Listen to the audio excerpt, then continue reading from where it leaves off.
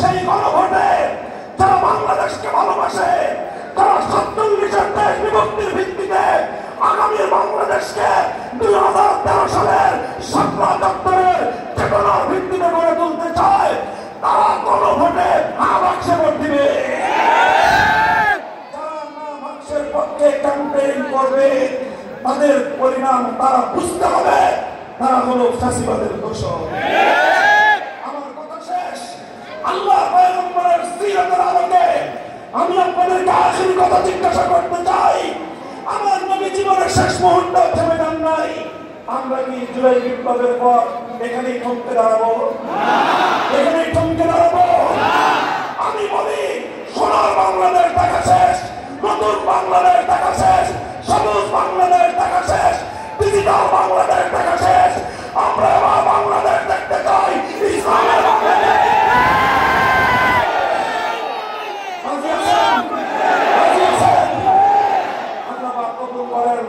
نصر من الله وفتح قريب واخر دعوانا الحمد لله رب العالمين والسلام عليكم ورحمه الله।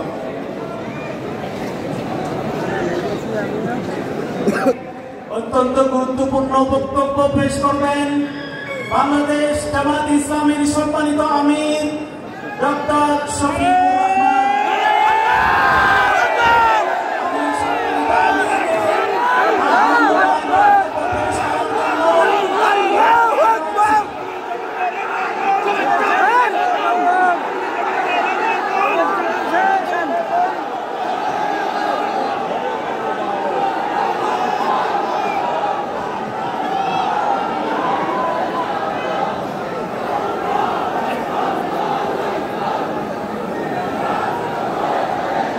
আসসালামু আলাইকুম ওয়া রাহমাতুল্লাহ।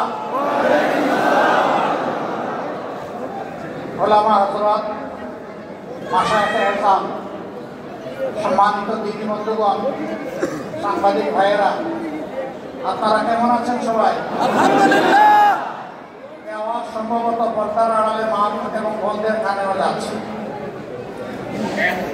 আমার একটু আগে যিনি আপনাদের সামনে গুরুত্বপূর্ণ বক্তব্য রাখবেন, তিনি বয়সে একজন যুবক, কর্মে একজন যোদ্ধা এবং তার স্বভাবে একজন বিপ্লবী। সেই মানুষটার পরে একটা বয়স্ক মানুষ কি বলবে আপনাদের? তবে না, আমি এটা বলতে পারি, বয়সে তার মতো যুবক না হলে তার থেকে আমি বড় যুবক না। হয়তো আমার কণ্ঠ তার মতো মজবুত হবে না, কিন্তু আমার নিজের ভিতরের যে কণ্ঠ, এটা তার চেয়ে দুর্বল হবে না। আলহামদুলিল্লাহ রাব্বিল আলামিন ওয়াসসালাতু ওয়াসসালামু আলা রাসূলিল কারীম ওয়া আলা আলিহি ওয়া সাহবিহি ওয়া সাল্লাম আজমাইন। সদরে মুহতারাম, উলামা হযরত, দিনী বন্ধুগণ, সাংবাদিক ভাইয়েরা, পর্দার আড়ালের অতি সম্মানিতা মা এবং বোনেরা, আল্লাহ তাবারক ওয়া তাআলা শুকরিয়া আদায় করছি যে আল্লাহ তাআলা দিনের একটা বরকতময় মার্কাজ, আজকের একটা বরকতময় মাহফিলে আপনাদের সাথে আমার মতো একজন গুনাহগারকে আল্লাহ তাআলা শামিল হওয়ার তৌফিক দিয়েছেন। আলহামদুলিল্লাহ। আমার সম্মানিত ভাই যে বক্তব্য রেখেছেন, আমার বক্তব্য নেই, এর বাইরে তেমন কিছু নেই। কারণ কোরআনে আল্লাহ তাআলা নবী আমাদের, পথ আমাদের একটা, এবং সবাইকে যে আল্লাহ দরবারে দাঁড়াতে হবে, তারপরে একটা ঠিকানা যেটা পাই, ওটাও আমাদের সকলের কমন চাওয়া, আল্লাহর জান্নাত। কাজে এই কথার কোনো ভিন্নতা এখানে থাকবে না ইনশাআল্লাহ। এই বাংলাদেশ আমাদের প্রিয় জন্মভূমি, আল্লাহ তাআলার দান। পৃথিবীর কিছু দেশ আল্লাহ তাআলা আমাকে কুরআন তৌফিক দিয়েছেন, এমন বরকতময় দেশ পৃথিবীতে খুব কমই আছে, যে দেশের মাটির উপর সবুজ, মাটির নিচে অফুরন্ত খনিজ সম্পদ এবং অন্যান্য মূল্যবান সম্পদ, পানিতে সম্পদে ভরা, পানির নিচে সম্পদে ভরা। শুধু একটা সম্পদের অভাবে আমাদের দেশ হামাগুড়ি খাচ্ছে। সেই সম্পদটা হলো অতীতে যারা দেশ শাসন করেছেন তাদের চারিত্রিক সম্পদের অভাব। যখনই তারা দেশ সেবার সুযোগ পেয়েছেন, তখন দেশের জনগণের সেবক না হয়ে তারা মালিকে পরিণত হয়েছে। আলহামদুলিল্লাহ ইতিহাসের এক যুগ সন্ধিক্ষণে আজকে বাংলাদেশ। আগামীতে নির্বাচন হবে। আমি নির্বাচন নিয়ে বেশি কথা বলবো না। আমি আল্লাহ তাআলার কালামের একটা অংশ আপনাদেরকে স্মরণ করিয়ে সালাম দিয়ে বিদায় করি। আল্লাহ রাব্বুল আলামিন কালামে হাকিম ধীরে ধীরে নাযিল করেছেন। সর্বশেষ আয়াতটি নাযিল হয়েছে হিজ্জাতুল বিদায় আইয়ামে তাশরিকের সময় মিনার ময়দানে।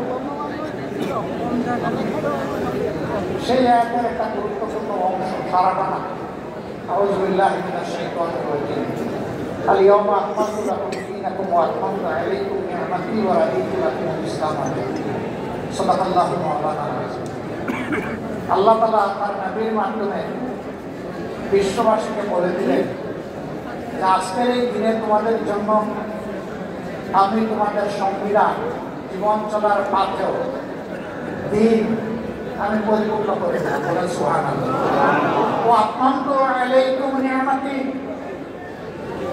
আর আমি স্রষ্টা প্রভুর পক্ষ থেকে তোমাদের জন্য যত নিয়ামত, এই নিয়ামতের এইটাকেই সুরিয়া বানাই দিলাম। এর বাইরে কোনো নিয়ামত তালাশ করলে কোথাও পাওয়া যাবে না। এর বাইরে যা তালাশ করবা সেটা নিয়ামত হবে না, সেটা হবে লানত। এইটাকে বাদ দিয়ে যদি কিছু তালাশ করো। ওয়া রাদিতু লাকুমুল ইসলাম দীনান, আর তোমরা জেনে রাখো আমি কিন্তু ইসলামকেই শুধু আমার কাছে মনোনীত দিন হিসাবে, জীবন বিধান হিসাবে আমি কবুল করলাম। বাকি যেগুলো আছে একটাও কবুল করা হবে, সব রিজেক্টেড, পচা মাল, সব পচা মাল। যে বাদের অমুক বাদ, যে বাদের গামছা গায়ে দিয়ে আসুক, সব পচা মাল। যা আল্লাহ তাআলা বলে দিয়েছেন মানুষের জন্য এইটাই উত্তম এবং একমাত্র উত্তম, এর বাইরে আর কোনো উত্তম নাই। সম্মানিত বন্ধুগণ, এটি দিনের একটি মরকাজ। এখানে কিতাবুল্লাহ এবং সিরাতে সরওয়ারে আলম বা সুন্নাতে রাসূলুল্লাহ সাল্লাল্লাহু আলাইহি সাল্লামের তালিম।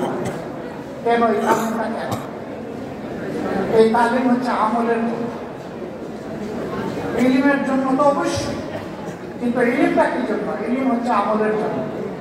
আর আমলের ব্যাপারে শুরু হয়েছে বিসমি রাব্বিকাল্লাযী খালাক দিয়ে, শেষ হয়েছে আল-ইয়াওমা আকমালতু লাকুম দীনাকুম ওয়া আতমামতু আলাইকুম নি'মাতি ওয়া রাদিতু লাকুমুল ইসলাম দীনান। এর ভিতরে আল্লাহ মানুষকে যত আমল করার জন্য হুকুম দিয়েছেন, আল্লাহর কসম মুহাম্মদুর রাসূলুল্লাহ সাল্লাল্লাহু আলাইহি সাল্লাম সবগুলো আমল করেছেন, একটাও বাদ দেননি। এমনকি আল্লাহর আয়াত ওমা খালাকতুল জিন্না ওয়াল ইনসা ইল্লা লিয়াবুদুন, আর আমি জিন এবং মানুষকে আমার ইবাদত ছাড়া অন্য কোনো প্রয়োজনে পয়দা করিনি। তার মানে জীবনে একজন মুমিন, একজন বিশ্বাসী যত কাজ করবে সেটা আল্লাহর ইবাদতের উদ্দেশ্যে করবে। এখন প্রশ্ন থাকে আমি ভাত খাবো, আমি চাকরি করব, আমি ব্যবসা করব, হাল চাষ করব, আমি যুদ্ধ করব, সেগুলো কি আমার ইবাদত? আল্লাহর কসম সবগুলো ইবাদত। যদি নবী করিম সাল্লাল্লাহু আলাইহি সাল্লামের নকশা কদম হয় সব ইবাদত, যদি আল্লাহ এবং আল্লাহ রাসূলের শাস্তা ছেড়ে দেওয়া হয় সবগুলো জিহাদ, একটা ইবাদত হবে না। এমনকি আপনি আপনার মায়ের দিকে তাকিয়ে একটু মুচকি হাসি দিবেন।